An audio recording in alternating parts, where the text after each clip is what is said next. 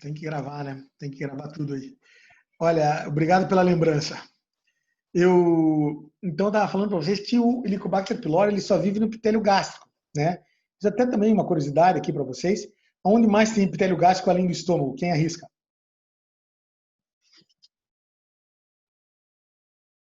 Hein? No esôfago. Isso. Em que parte do esôfago? Alô? No esôfago distal, né? Hã? Esôfago distal. Isso, não, mas aí você tem o esôfago de Barrett, não sei o que, essas coisinhas. Mas na verdade eu não estou falando disso, tá? Tem muitas pessoas que no esôfago cervical tem uma ilhota de mucosa gástrica, tá? Que é a mucosa gástrica ectópica. Quando vocês pegarem lá a endoscopia das pessoas, quando vocês começarem lá, teu tio fez uma endoscopia, tá aqui, ó, você que é uma doutora, né? Pumba, te mostra lá. Você vai dar uma olhada ali, mucosa gástrica ectópica. O que é isso aqui? Tranquilo, não quer dizer nada, pode tranquilizar o seu tio, dizer isso aqui é um achado normal, não representa doença, nunca vai virar câncer e tal. Tá? Tem muita gente que tem isso, uma proporção grande, assim, 15% da população, alguma coisa assim. Tá? Mucosa gástrica ectópica. Aonde mais, da ectopia de mucosa do esôfago cervical, onde mais pode ter mucosa gástrica ectópica? Hein? Não vou perder muito tempo, porque já está me ficando muito tarde. No divertículo de Meckel, certo? O divertículo de Meckel pode ter mucosa gástrica também, correto? Né? Então, pode ter gastrite, úlcera, aqui é raro, e no divertículo de Meckel também, com sangramento digestivo e tudo, tá? E com presença de H. pylori também. Tá bom? Certo? Vamos continuar então, tá? Bom, essa questão dos anti-inflamatórios, a gente já comentou algumas coisas, né? Inibidores da ciclooxigenase, diminuem a síntese de prostaglandinas. Sem prostaglandinas, diminuem os mecanismos de defesa do estômago contra o ácido que ele mesmo produz, certo? Então, diminui a espessura da camada de muco, diminui a secreção de bicarbonato e diminui o fluxo sanguíneo, tá? Quem toma anti-inflamatório tem chance entre 2 e 10 vezes maior do que a população em geral do que ter úlcera. Elas são mais comuns no estômago. Então, aí já vai uma diferença, tá? O anti-inflamatório e o H. pylori, eles são sinérgicos na gênese das úlceras, certo? A pessoa muito bem pode ter os dois, aí tem uma chance ainda maior de ter úlcera. Se a pessoa for um tomador de anti-inflamatório, a grande maioria das lesões que ele vai ter é no estômago. Isso é muito também importante, tá? Isso dá para ver a diferença, certo? A gente que faz essas endoscopias e que avalia esses pacientes, eles fazem umas gastrites severas, úlceras, tudo, mas tudo no estômago. Então, lesão por anti-inflamatório quase que sempre é no estômago. Isso é importante vocês gravarem para a vida também. Vamos passar agora para o tratamento, né, que é a parte que nos cabe mesmo. Né? Vocês lembram, vocês já tiveram gastro na clínica médica ou não?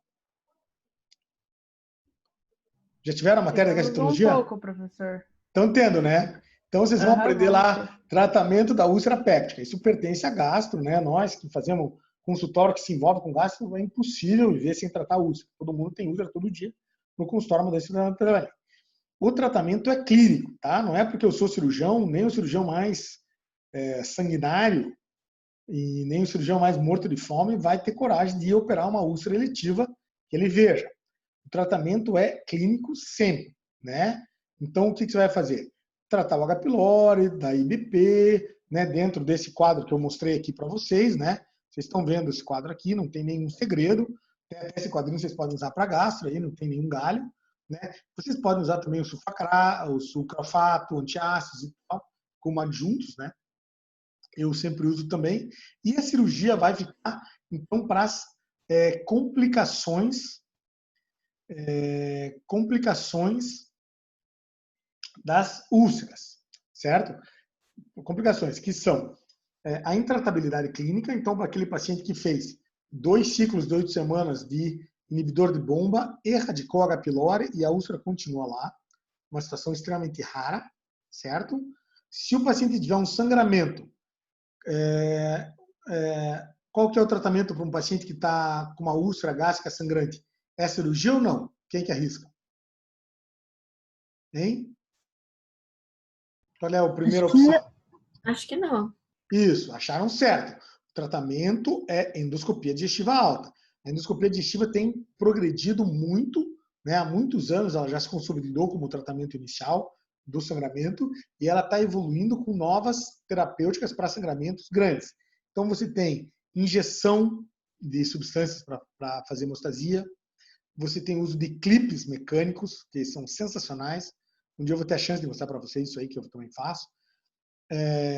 Tem algumas pozinho, que eles chamam lá, que com fator de coagulação, ligaduras, tem de tudo. Tá? A endoscopia, então, ela consegue tratar a imensa maioria dos sangramentos digestivos.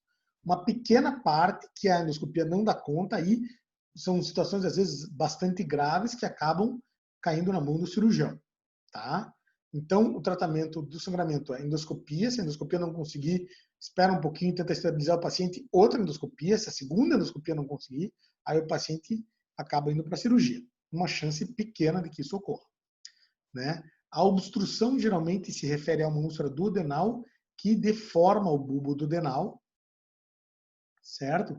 E acaba impedindo a passagem, enfim, do bulbo, das secreções gástricas, da comida e de tudo. Né? Aí você tem que fazer um procedimento para aliviar essa oclusão duodenal que tem, oclusão pilórica que a gente chama. Né? E a outra, que é o maior protótipo do abdômen agudo que nós conhecemos, que é a perfuração, certo? Então, a famosa úlcera perfurada. Então, agora vocês vão aprender como é que trata cada uma dessas situações, tá? Certo? Então, o que acontece? O cirurgião gástrico, né? Ele vai vai ter algumas manobras que ele vai usar para tratar as úlceras, dependendo da situação que ele está se encontrando, certo? Se é intratabilidade clínica, se é obstrução, se é perfuração, assim por diante. Tá? Então, eu vou mostrar para vocês agora uma tabela com tratamento preferencial, o que faz, tá? Aí depois eu vou tentar discorrer um pouquinho sobre as manobras, como é que elas são feitas, para vocês entenderem o que é feito em cada caso. Tá bom? Então, primeiro vai esse quadro, tá? Que vocês vão ver que às vezes vocês não sabem o que significa isso exatamente, mas ao decorrer aqui da exposição, a gente vai mostrar mais ou menos como é que funciona cada coisa. Tá? Então, vocês estão vendo aqui, tá? Sangramento, né? Então, a primeira situação é sangramento. Você pode sangrar de uma úlcera duodenal ou de uma gástrica, ou assim por diante, né? Então, todas as complicações podem ter na gástrica ou na duodenal, né? Isso que eu quero dizer. Então, quando você tem um sangramento, o tratamento preferencial é você fazer uma sutura com fio normal de sutura, como nós estamos estudando, um ponto em 8, amarrar aquela úlcera, certo? Tá? E fechar a víscera, né? Então, para você acessar uma úlcera no estômago, por exemplo, você tem que fazer uma gastrotomia. Abrir o estômago, rachar a parede do estômago. Localizar a úlcera, rafiar a úlcera e fechar o estômago. Se a localização da úlcera for muito propícia, você pode também retirar a úlcera com uma gastrectomia em cunha, que depois eu vou mostrar para vocês como é que funciona. Tá? Quando a úlcera duodenal, que é a situação de longe mais comum para o sangramento, tá? Hemorragia por úlcera gástrica é extremamente rara, que a endoscopia não dê conta de fazer parar. Na úlcera duodenal, ela é muito mais frequente quando uma úlcera está na parede posterior do duodeno. Quando a úlcera está na parede posterior do duodeno e ela se aprofunda muito, ela se torna um sangramento abundante e mais difícil para o endoscopista parar, que às vezes acaba caindo na mão do cirurgião. Por que isso ocorre? Se uma úlcera duodenal, ela vai se aprofundando, vai correndo a parede posterior do duodeno. Que é vaso sanguíneo que corre na parede posterior do duodeno, do bulbo duodenal. Quem sabe? Artéria? Quem sabe isso aí? Quem que já deu uma lidinha? Quem lembra da anatomia? Quem, como eu, ama a anatomia do abdômen? Que artéria que está logo atrás do bulbo? Quem que arrisca o nome aí? Vamos lá. Hein? É a famosa gastroduodenal, né? Então, a artéria gastroduodenal está ali na parede posterior do duodeno. Então, quando uma úlcera duodenal posterior ela se aprofunda muito, ela pode erosar a parede da gastroduodenal e gerar um sangramento digestivo extremamente grave. Então, o tratamento desse sangramento vai ser a sutura desse vaso, depois eu vou mostrar como é que faz isso, e uma manobra cirúrgica chamada piloroplastia, que eu também vou mostrar na sequência como é que faz isso. Tá? Quando a úlcera perfura, perfuração também é mais comum no duodeno do que no estômago, mais pode ocorrer no estômago. Você faz um PET, quer dizer, você pega um pedaço do omento, você cobre a úlcera com aquele pedaço do omento e costura o omento em cima do defeito da úlcera. Você faz um PET do omento. Aquele PET do omento faz como se fosse um fechamento da úlcera. Aquilo ali cicatriza a úlcera com uma chance mínima de fístula. Funciona super bem essa terapêutica, ela é extremamente antiga e extremamente eficaz. Certo? Então, o tratamento é PET. Qual é a diferença? Quando você tem uma úlcera gástrica, tá? Certo?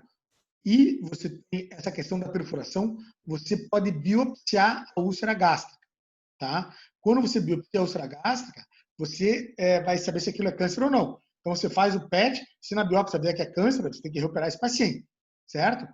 Por que você não biopsia uma úlcera sangrante? Hein? Quem sabe? Hein? Quem que pode arriscar um palpite? Você não biopsia porque você pode piorar o sangramento, certo? Tá? Então, por esse motivo, você acaba não biopsiando uma úlcera que está sangrando, tá? Certo? Quando está ocorrendo obstrução, que geralmente é ao nível do bulbo duodenal, você faz uma gastrojejunostomia, que é a principal cirurgia, tá? Gástrica é raríssimo, né? Uma úlcera gástrica fazer uma obstrução do piloro do lado gástrico. É quase impossível. Né? Aí você, muitas vezes, você vai ser obrigado a fazer uma gastrectomia mesmo. Tá? Intratabilidade clínica, que você vai fazer essas vagotomias aqui, secção do vago em algum nível, e muitas vezes você vai fazer a antrectomia. Tá? Então, quando você faz por intratabilidade clínica, você faz uma vagotomia, na vagotomia você acaba com o estímulo colinérgico das células parietais, certo? Tá? E quando você faz a antrectomia, você acaba com o estímulo das células parietais da gastrina, tá? Então aí você mata os dois componentes da secreção ácida. Então nessa hora você diminui muito a secreção ácida e você acaba tratando a úlcera.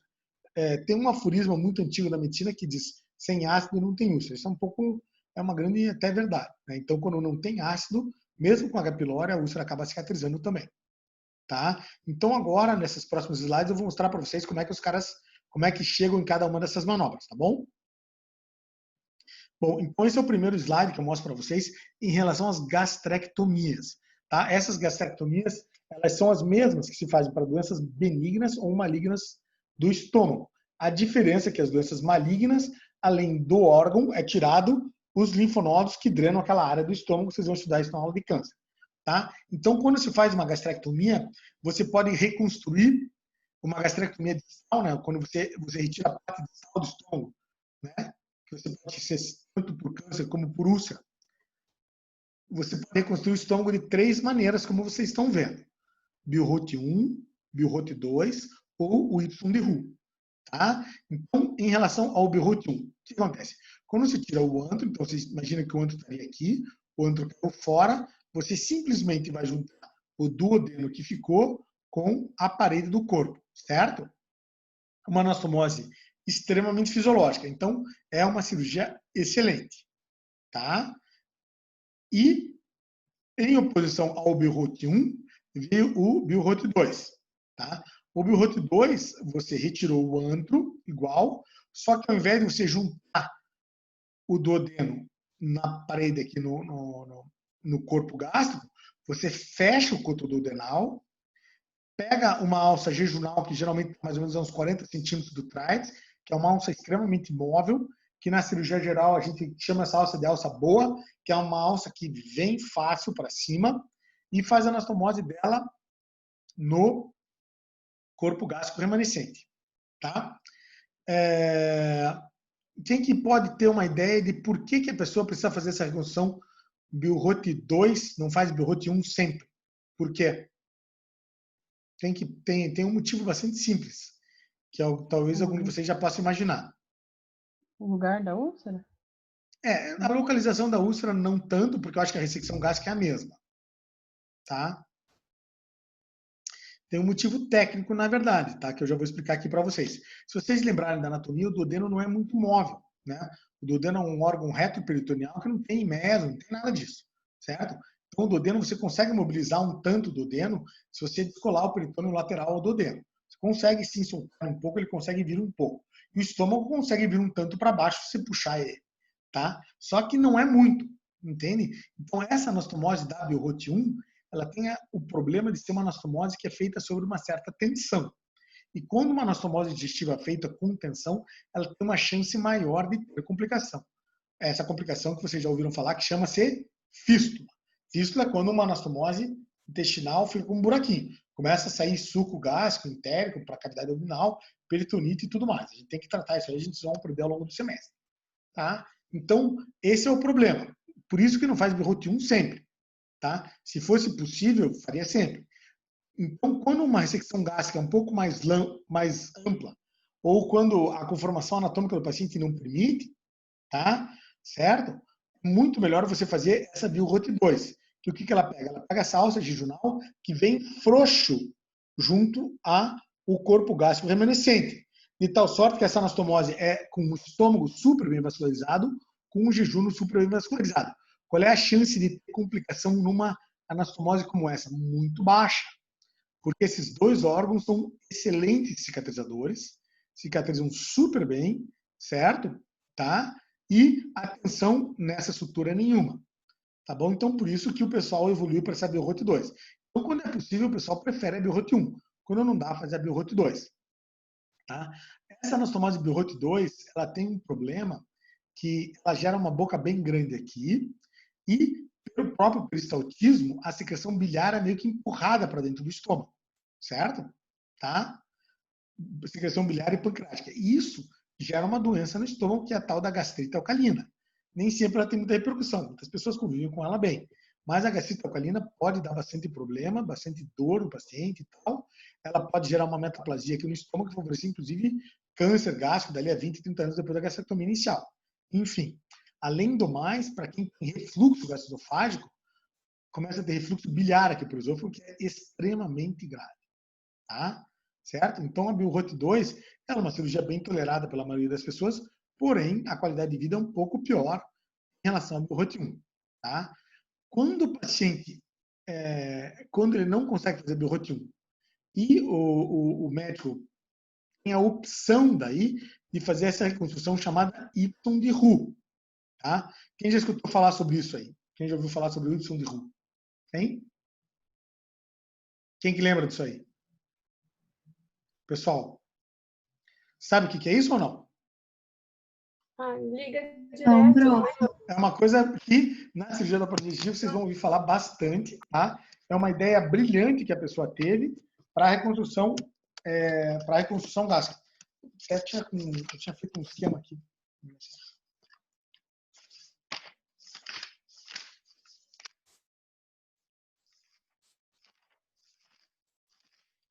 Tá? Então, o Y de Roux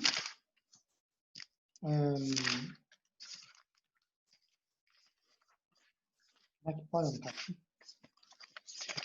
O Y de Roux, ele consegue fazer uma exclusão de uma alça, tá? Tá aqui, ó, um desenho bem simplório. Então, você vai fazer essa ressecção aqui do antro, certo? Você vai fechar o duodeno, tá? Certo? Aí você vai ter o intestino, certo? Você chegou no ângulo de Treitz aqui, você está correndo o teu jejum, você divide ele mais ou menos uns 40 centímetros da válvula secal, tá? E essa alça distal vai subir e vai fazer anastomose com o estômago, tá certo? Tá? Tá? Como está mostrado aqui no desenho. Então, essa alça aqui subiu, tá? Ela foi dividida dessa alça aqui de baixo, certo? Como está aqui. Tá? Essa alça distal subiu e veio parar aqui. E essa alça proximal, tá? Você corre uns 40 centímetros mais ou menos aqui, tá?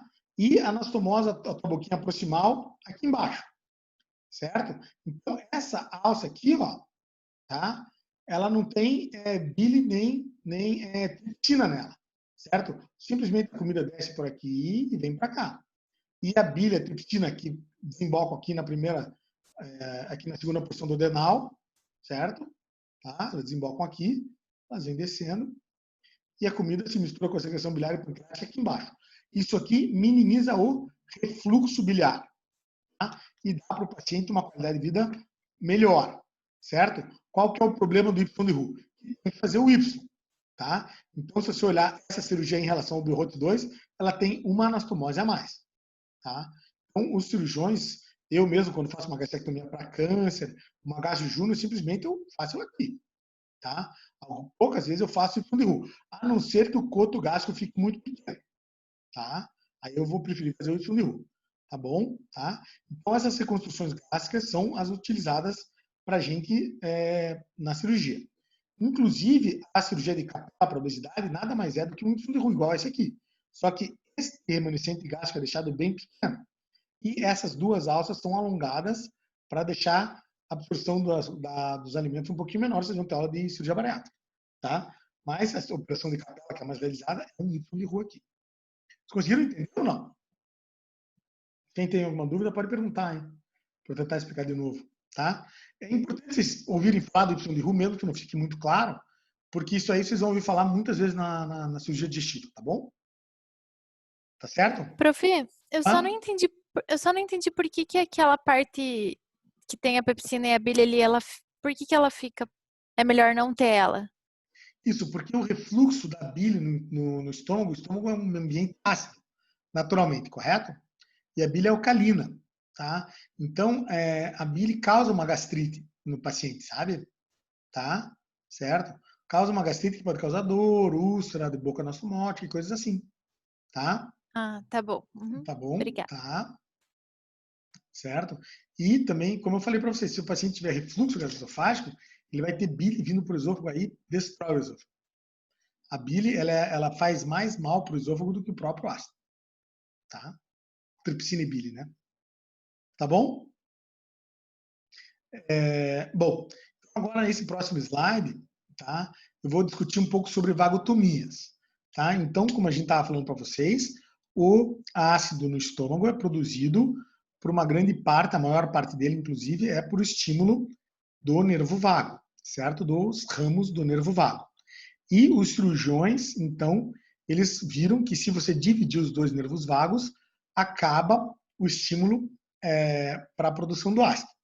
Tá? Então, os cirurgiões, no tempo antigo, fizeram essa vagotomia troncular, que dividiram o tronco anterior e posterior do vago.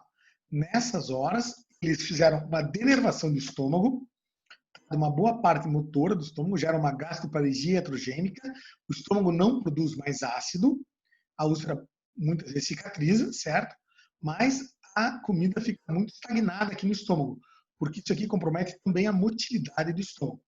Quando você faz uma vagotomia troncular, você também denerva os ramos celíaco, que iriam inervar o ramo do vago que inerva o intestino delgado, e hepático, gerando distúrbios na motilidade do intestino e da vesícula, que podem gerar uma diarreia, tá? A chamada diarreia pós-vagotomia. Tá? Então, essa cirurgia aqui, ela é uma cirurgia que ela é muito eficiente, tá? Se você fizer uma vagotomia troncular, você diminui muito o ácido, você cicatriza uma grande parte das úlceras só com isso, tá? Certo? Mas você causa uma gastroparesia iatrogênica, certo? Em alguns pacientes, uma diarreia, cuja causa, assim, por que ela ocorre exatamente, é mais ou menos difícil de dizer para vocês, porque o pessoal ainda não descobriu. Se você quer evitar essa diarreia, como os cirurgiões começaram a querer ao longo do tempo, eles evoluíram a cirurgia para essa vagotomia aqui. Eles fazem a vagotomia na qual eles preservam a inervação do ramo celíaco e do ramo hepático do vago. E fazem a vagotomia abaixo desses ramos. Tá? Isso já chama vagotomia seletiva, certo? A vagotomia seletiva gera uma gastroparesia grande, tá? Mas evita a diarreia. Então, ela já é uma cirurgia um pouco mais evoluída, tá? Só que o problema é que tem um nervinho aqui que sai posterior aqui, ó, que chama-se o nervo criminal do Graça, que é difícil de ligar. Às vezes, o pessoal, quando faz a vagotomia seletiva, deixa para trás esse raminho, e isso é uma causa de recidiva da úlcera. Por isso que o pessoal tem, às vezes, dificuldade. A cirurgia aqui é mais difícil de fazer. A vagotomia troncular, tecnicamente, é muito mais fácil. Tá? Essa aqui, então, ela evita a diarreia pós-vagotomia. Tá? E depois, finalmente, os cirurgiões passaram a fazer a vagotomia chamada superseletiva, ou vagotomia gástrica proximal, que são os raminhos desses dois nervos, que chamam de nervos de Latarjet, os raminhos dele são divididos na parede gástrica aqui, tá? Nos folhetos da curvatura anterior aqui e posterior. E deixa-se a inervação do piloro, tá? Então, você deixa os raminhos do nervo de Latarjet situados aqui 6 centímetros proximais ao piloro. Nessa hora, você preserva a inervação motora do piloro, tá? E você não tem uma gastroparesia tão severa, certo? E o funcionamento do piloro continua normal, tá? Essa cirurgia aqui também cicatriza um pouco menos úlcera, mas ele é muito menos efeito colateral para o paciente. Quando o médico faz a vagotomia troncular ou seletiva, que ele gera uma gastroparesia, ele vai necessitar fazer um procedimento de drenagem do estômago, tá? Então, o procedimento de drenagem que o pessoal faz, eu vou mostrar aqui para vocês, como vocês estão vendo, na imensa maioria dos casos, é essa piloroplastia aqui, chamada Ehrlich-Mikulix, tá? Certo? Esse é um epônimo muito importante, essa cirurgia foi descrita no século XIX e ainda é usada nos dias atuais. É uma manobra cirúrgica na qual se abre o piloro horizontalmente, coloca 2 pontinhos de reparo aqui, traciona isso aqui, abre uma boca aqui, tá vendo? E fecha ele de cima para baixo aqui, tá? Fecha ele verticalmente. Nessa hora, o piloro, que era mais, vamos dizer assim, um músculo alongado, ele é aberto num sentido, ele é aberto horizontalmente e fechado verticalmente, ele encurta e o diâmetro interno dele fica aumentado, tá? Então, você, na verdade, destrói o piloro. E aí o escoamento gástrico fica mais fácil. Então, quando o médico faz uma vagotomia troncular ou seletiva, ele tem que fazer um procedimento de drenagem. Senão o doente dele vai vomitar o tempo inteiro. Vocês conseguiram entender isso ou não? Hein? Alô? Sim, O pessoal está vivo ainda? Né? Entende? Então, eu estou dizendo para vocês que nessas cirurgias de úlcera, elas têm várias assim, associações que são feitas, entendeu? Que estão no armamentário. E os cirurgiões vão vendo qual é a melhor cirurgia para cada caso, entendeu? Caso o cirurgião opte e fale assim, eu vou fazer uma vagotomia troncular porque ela é bem fácil, cirurgia que eu faço em 20 minutos, eu tenho que fazer um procedimento de drenagem, porque senão o meu paciente vai ter gastroparesia, entendeu? Uma drenagem alternativa é a gastrojejunostomia, tá? Tá certo? Conseguiram entender isso aí ou não?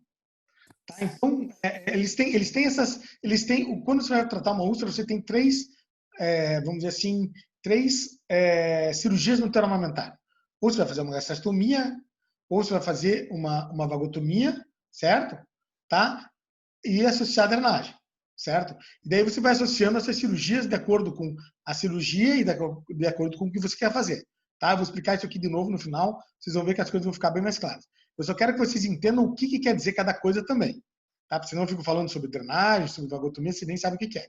Tá bom? Tá? Gastrojejunotomia, vocês estão entendendo também. É um procedimento de drenagem aqui. Simplesmente pegar uma alça de jejum e fazer uma anastomose dela aqui com o estômago. E aí, a comida cai aqui, vai para o jejum e vai embora. Certo? Tá bom? Muito bem.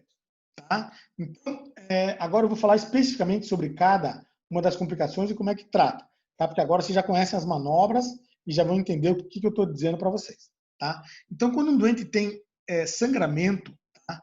Por erosão, geralmente, a maior parte dos cenários é assim, da artéria gastroduodenal na parede posterior do duodeno, o que a gente vai fazer? Você vai abrir essa piloroplastia Ehrlich-Mikulix, né? Então, você vai fazer uma duodenotomia, certo? E aí você vai ver a úlcera que vai cair na tua frente, que vai abrir o bulbo duodenal. Você vai passar uma figura em 8 de ponto, um ponto tipo 8, que é tipo de um infinito que você faz, que é tipo de uma ligadura que você faz, amarrar esse vaso por dentro do duodeno e vai concluir a tua piloroplastia em liquimiculix, tá? Certo? Aqui você vai facilitar a drenagem do estômago, tem uma vantagem, porque para que você tiver com o estômago no pós-operatório, vai ter edema, tudo, então o duodeno ficaria obstruído se não fosse a piloroplastia, tá? Então a piloroplastia ela serve como acesso para rafia de uma úlcera na parede posterior do duodeno e também como procedimento de drenagem do estômago, tá? Então essa manobra cirúrgica tem essas duas